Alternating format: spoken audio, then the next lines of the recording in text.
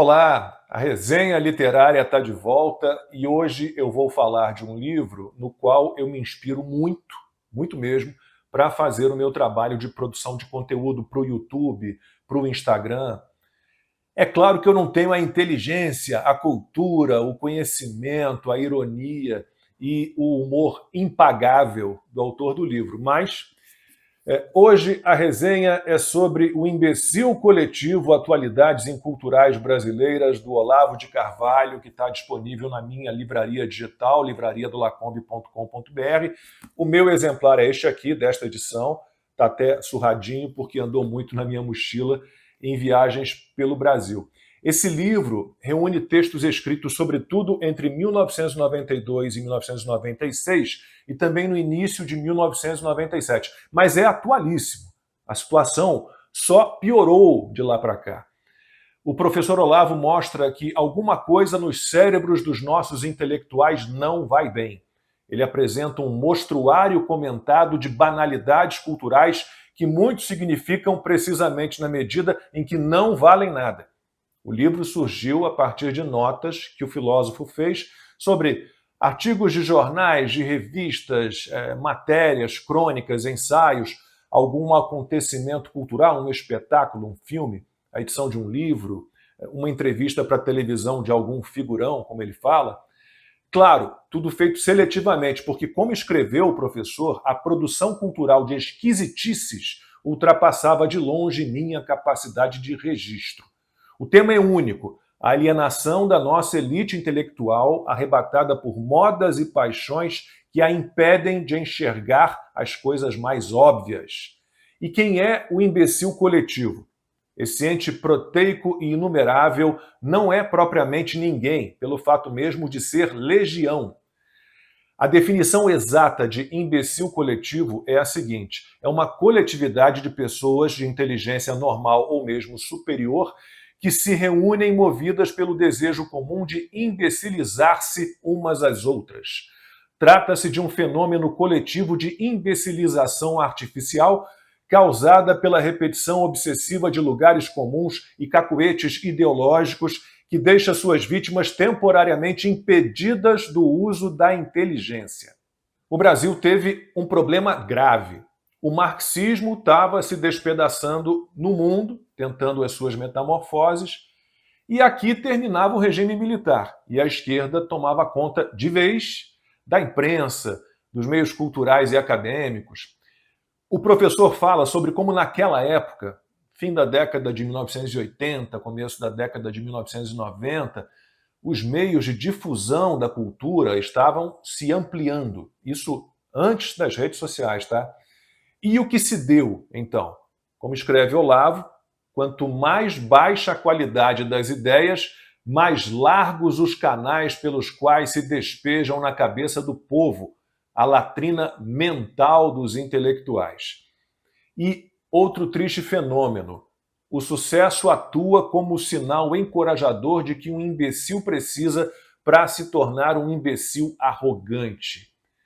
Vamos lá, o Olavo mostrou, observando várias situações, que já faz tempo que temos no Brasil uma censura prévia, uma censura disfarçada de debate democrático.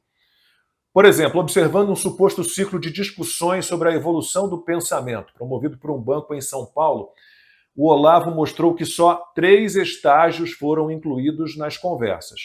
Todo o resto foi dado como morto e enterrado.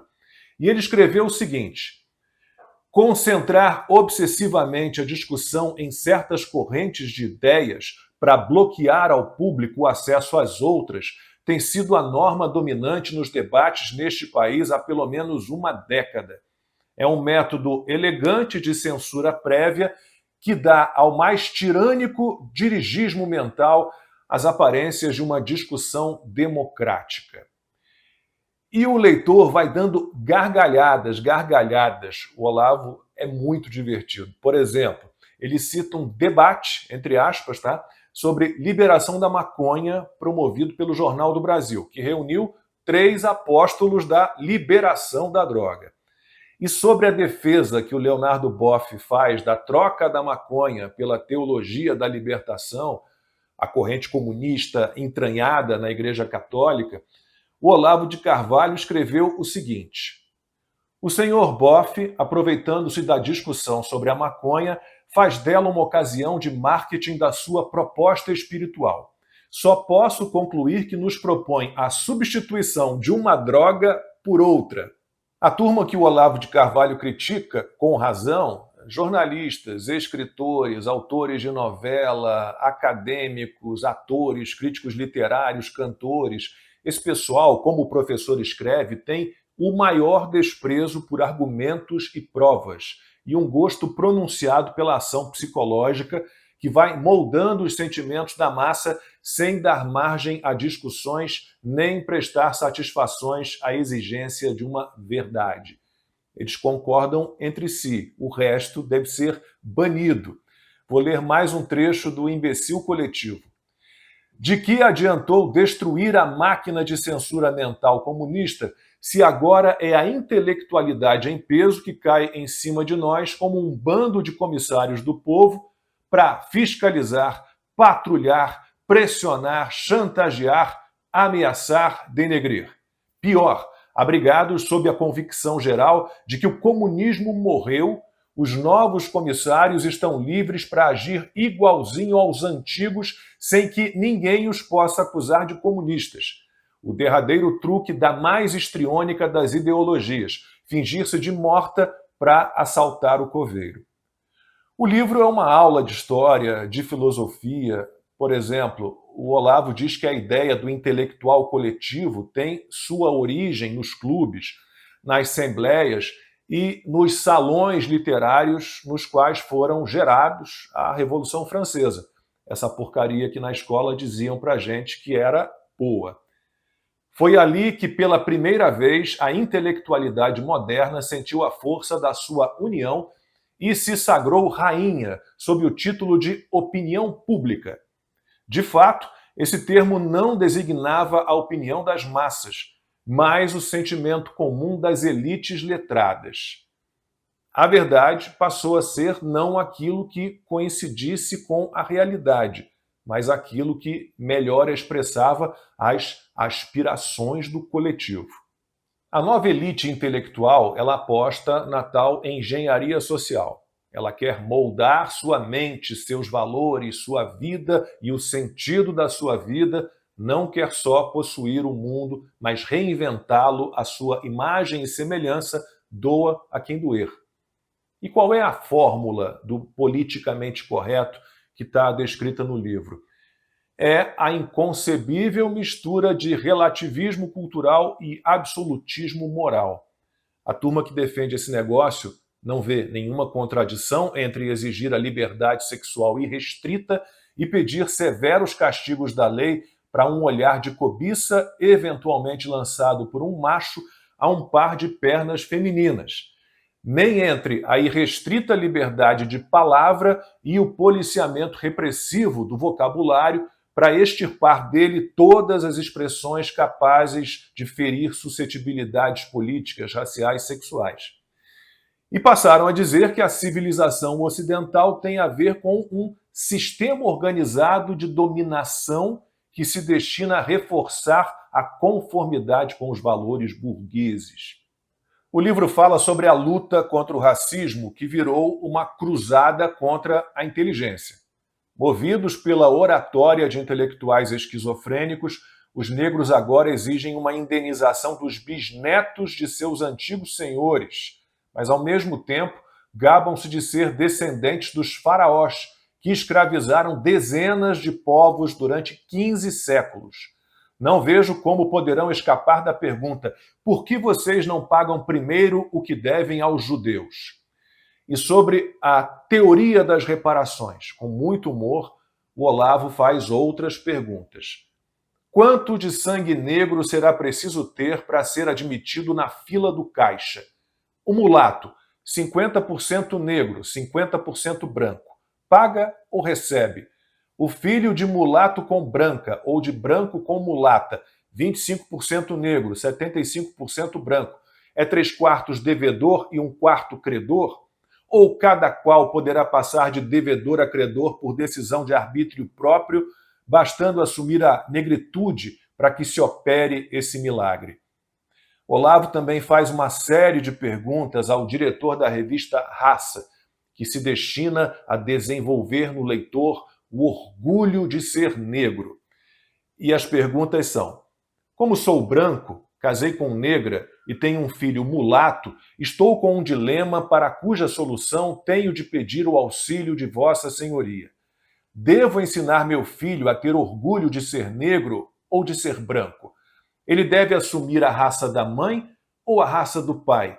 Ou deve mandar às urtigas todo orgulho racial e parar de ler uma revista que só lhe põe minhocas na cabeça? Se ser negro é motivo de orgulho, ser branco deve ser motivo de vergonha ou também de orgulho? Algumas raças são meritórias e outras são vergonhosas, ou todas são igualmente meritórias? Como é que uma característica racial qualquer pode ser motivo de orgulho sem que a falta dela constitua motivo de vergonha? Como ter orgulho de alguma coisa se não vemos nela superioridade nenhuma? E como imaginar que a nossa raça é superior sem dar por pressuposto que as outras lhe são inferiores? Como pode haver orgulho racial sem defesa da pureza racial? Uma pessoa com bom senso não tem dificuldade de entender que o que chamam de direito racial viola a Constituição. Se ninguém pode ser discriminado por motivo de raça, é absurdo que, por igual motivo, desfrute de direitos especiais. O filósofo também critica, a partir de matéria de um suplemento infantil do jornal O Estado de São Paulo, a tentativa de doutrinar as crianças contra o uso de expressões como a situação está preta, destino negro, que são, segundo o jornal, racistas. O que a imprensa, de um modo geral, faz é lesivo à inteligência. Reprime, sob pretextos políticos de ocasião, o uso de metáforas naturais que remontam às origens da espécie humana. O simbolismo do claro e do escuro vem do tempo das cavernas, das sensações primevas de terror e deslumbramento.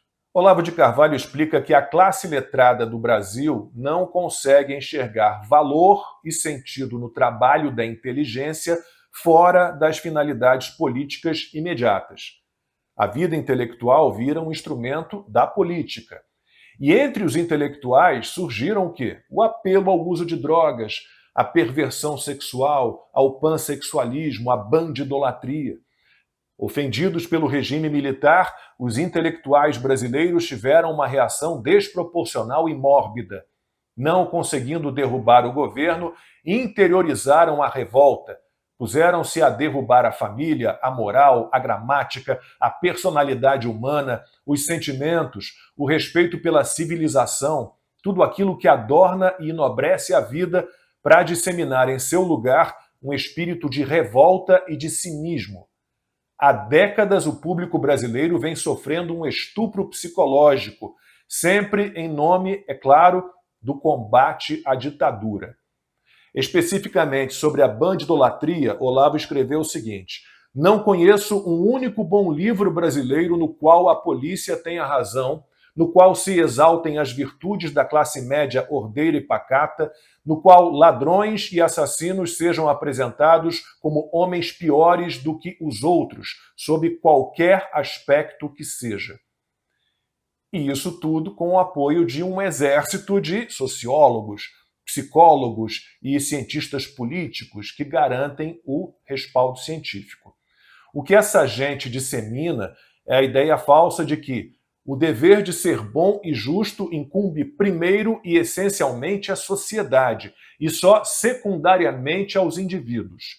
Muitos intelectuais brasileiros tomam como um dogma infalível esse preceito monstruoso que resulta em abolir todos os deveres da consciência moral individual até o dia em que seja finalmente instaurada sobre a Terra a sociedade justa. Quantas vezes você já ouviu que todo bandido é uma vítima da sociedade? Quantas vezes nós testemunhamos o ódio à polícia e a simpatia pelo banditismo, pelos bandidos? E um pouco mais de história. Isso vem do comunismo. Hoje vemos como foi profunda a marca deixada pela propaganda comunista na consciência dos nossos intelectuais. Nenhum deles abre a boca sobre o problema da criminalidade, que não seja para repetir os velhos lugares comuns sobre a miséria, sobre os ricos malvados e para lançar na elite a culpa por todos os assaltos, homicídios e estupros. Nossos intelectuais continuam presos à lenda que faz do criminoso o cobrador de uma dívida social. Para eles, os bandidos estão alinhados com as forças progressistas e quem pede que eles sejam punidos faz parte das forças reacionárias. Tem uma parte do livro muito engraçada em que o Olavo comenta o artigo de um cientista político sobre o Santo Daime. E o Olavo vai assim: na página editorial do Jornal do Brasil, deu-nos ciência de uma importante contribuição para a humanidade do século XXI, o Santo Daime. Trata-se de um invento ou descoberta capaz de levar os sucessores da presente geração ao conhecimento das causas mais profundas de todas as coisas, o que, convenhamos, não é pouca porcaria em matéria de inteligência. O Santo Daime, segundo nos informa o autor do artigo, é uma doutrina e, ao mesmo tempo, é um chá. Como o autor usa indistintamente a mesma expressão para nomear as duas substâncias, uma líquida e outra intelectual, não fica bem claro se os efeitos anunciados deverão advir da assimilação da doutrina, da ingestão do chá ou de ambas essas providências tomadas simultaneamente. Parece que o autor ficou tão emocionado com o aumento espetacular da sua inteligência após a ingestão do chá, que terminou por confundi-lo com a doutrina ao ponto de meter-se os conceitos na chaleira e pôr-se a escutar a argumentação dos cipós. A gente dá muita risada também com as respostas do Olavo a falsos intelectuais, a acadêmicos e críticos literários que fingem avaliar a obra do filósofo. Muitos nem leram os livros do professor. Eu selecionei alguns trechos de artigos e de cartas do Olavo para essa gente. Não quero fazer de besta um sujeito que já se faz de besta por si, uma redundância intolerável esteticamente. E caso Vossa Senhoria fareje em minhas palavras uma intenção um tanto desrespeitosa, saiba que suas células olfativas não o enganam de todo. Ele não gostou do meu livro O Imbecil Coletivo. Tanto não gostou que inventou outro e escreveu sobre ele, jurando que era o meu. Antigamente, o sujeito que acreditasse poder fulminar um livro mediante a mera catalogação ideológica de seu autor seria imediatamente rebaixado do estatuto de intelectual para o de demagogo barato. Jamais critiquei ninguém por ser de esquerda, e sim por não saber sê-lo com alguma dignidade. Falo contra a impostura daqueles que, no fundo, só estão na esquerda porque aí podem proteger-se de toda crítica sob o manto da solidariedade ideológica. Se imaginam que, rebaixando meu livro ao nível de suas cabeças, podem dissuadir o leitor de tentar averiguar por si mesmo o teor de meus argumentos, é porque olham o povo brasileiro no espelho de seu próprio auto-engano. Não cabe a mim explicar com que direito os critico, mas eles é que têm de explicar de onde tiraram a ideia de que têm o direito de não ser criticados nunca. Se ele, em tom de certeza, assegura que meu livro chama as pessoas de imbecis, sou forçado a concluir que não apenas ele não o leu, mas que nem sequer o viu. Quando a simples menção da palavra imbecil, cada um desses egocêntricos logo se apressou equivocadamente a concluir "é comigo", o que se viu foi uma corrida geral às carapuças, disputadas à tapa como se glória fossem. E para encerrar essa resenha, eu selecionei alguns trechos do livro O Imbecil Coletivo, do Olavo de Carvalho, sobre vários assuntos. Sobre a esquerda. definem a esquerda como uma corrente política que condena as injustiças e as desigualdades do capitalismo e que procura eliminá-las ou pelo menos minimizá-las. Definição bem elástica. Se a esquerda é o que ela diz, ela sofre de uma patética falta de adversários. Para fins de propaganda, é conveniente dar ao público a ilusão de que ética e esquerdismo são uma só e mesma coisa, de que, fora da esquerda, não há nada senão interesses malignos. Sobre o Estado enorme, Olavo de Carvalho escreveu o seguinte: um governo que se mete em tudo obriga as pessoas a tudo reivindicarem dele, avilta o povo ao atender às suas demandas, premiando a indisciplina e o protesto, e também, ao não atendê-las, semeando a desesperança e o cinismo. Sobre a democracia não pode consistir no puro e simples império da opinião, mas da opinião fundada na razão. E o bom funcionamento da razão pressupõe que, em favor de uma ideia, deva haver argumentos objetivamente válidos, bem superiores à simples alegação de que ela expressa o desejo dos muitos. Sobre progressismo e conservadorismo, o esquematismo dualista que divide o mundo em mocinhos progressistas e bandidos conservadores continua a ser, para a maioria dos intelectuais brasileiros, a base da sua cosmovisão, a principal chave explicativa de todos os atos, fatos e pessoas. Sobre a cultura de massa, a popularização da cultura é um problema secundário. O essencial é que exista uma cultura digna de ser popularizada. Nossos intelectuais só se preocupam em saber se o povo comparecerá ao seu banquete, mas não ligam a mínima para a qualidade do que lhe vão servir. Ainda sobre cultura. Incapazes de formular uma política cultural, nossos intelectuais concebem em seu lugar uma economia cultural, ou melhor, um orçamento cultural. E o Imbecil Coletivo cita uma frase do brilhante Milor Fernandes: quando ouço falar em cultura, saco logo meu talão de cheques. Sobre os homossexuais, ora oprimidos, ora opressores, os homossexuais nesse ponto não são melhores que os outros homens e mulheres. Tudo depende de estarem fora do poder ou dentro dele. E o objetivo do Olavo de Carvalho ao publicar este livro aqui não foi apenas investigar as causas da decadência cultural brasileira, mas as causas do desinteresse em investigá-las. Ele queria não só expor a decadência da produção cultural, mas a decadência do debate cultural.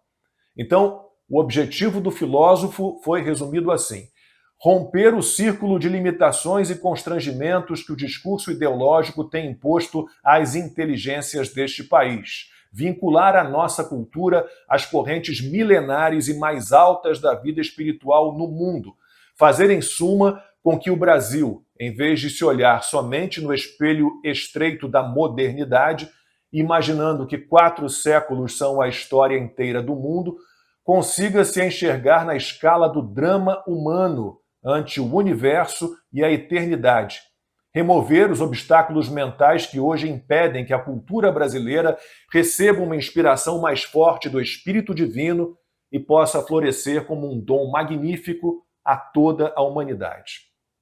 É isso, gente. Essa foi a resenha sobre o Imbecil Coletivo, atualidades inculturais brasileiras, do magnífico Olavo de Carvalho. Este e outros livros dele vocês encontram na minha livraria digital, livrariadolacombe.com.br. Muito obrigado pela atenção de todos vocês e até a próxima resenha literária.